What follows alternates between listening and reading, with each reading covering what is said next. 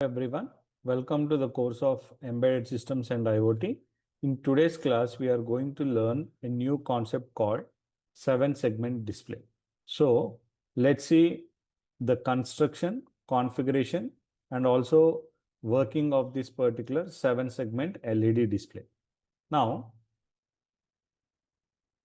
what is this 7-segment LED display? Generally, normal LED is a light emitting diode, which we already know.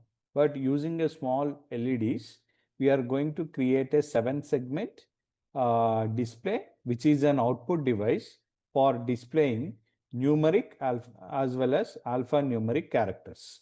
So generally, a combination of 8 LEDs, which are in the form of some sort of lines, okay, where these lines, each line will be considered as one LED, and it will be the supply or the logic will be given in such a way that it will be displaying either numbers or alphabets. So it consists of 8 LEDs, and the segments like A to G and a decimal point DP, which is nothing but whenever you are trying to display some decimal points like 0.1 or 2.1 or 2.3 or something like that. Okay, this also we are using a particular decimal point in the form of a dot LED. Now, by lighting the different combination of segments, numbers and characters are displayed.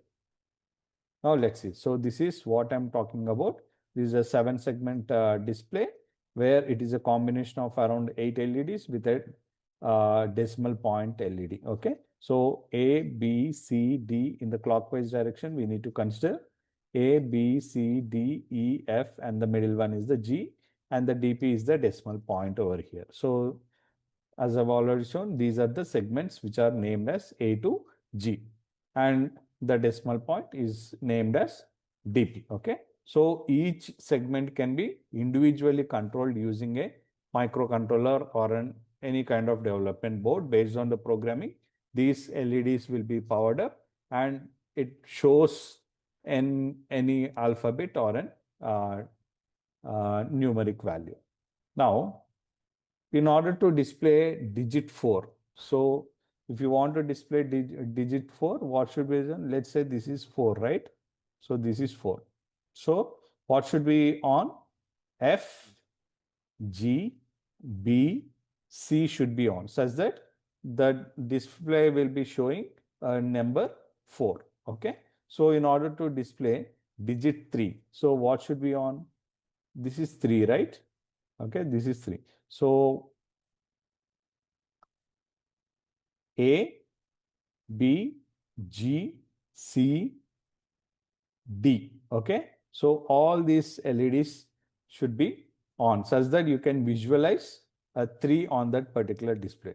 So same wise, if you want to display a small letters D, let's say D. Okay. So this is D, right? So in order to display that, B, C, D, E, G should be on. So as simple as this. So whichever the LED will be on, based on which it forms a particular shape in the form of a number or an alphabet in the form of a capital or small letters. Now, we have a few configurations for this particular 7-segment display. While the first one is the common anode configuration, the second one is the common cathode configuration. And from these two configurations, the selection depends on the interfacing logic of that particular controller. So in an anode combination, all the, I'll show you it. So in the common anode configuration, all the anodes of an LED segments are connected together and the common anode is connected to 5 volts. So that is where we are giving the power supply. Okay. A segment glows when it is the cathode is driven low. That means logic 0. Okay. So this is the common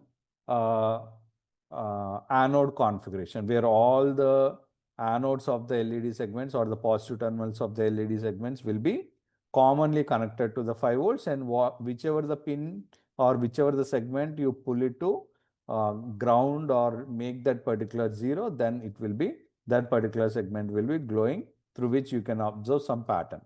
Now coming to the common cathode configuration, like same like anode configuration, here also all the cathodes of the LED segments are connected together, and this particular common cathode is connected to ground. So whichever the segment you make it to of an anode to make it to driven high or logic 1, that particular pin will be glown. Okay, so that is how the common cathode configuration is done. Okay, now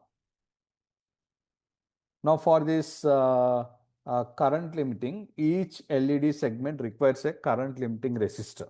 So typically the current per segment is around 20 milliamps, and the resistor value is chosen based on the LED electrical characteristics. So how much current you want to drive through that particular LED, based on which you will be choosing the resistance value. Okay, but generally the current pass through that particular segment will be almost around 20 milliamps. Now coming to the applications where actually these 7-segment displays are used is, like, they are majorly used in digital clocks and timers, and not only that, they are also used in public telephone call monitoring devices, and whenever you try to dial some number, okay, that number will be displayed on the screen, right? That is used only 7-segment display. Okay, now point of sale terminals, low cost embedded system, wherever you want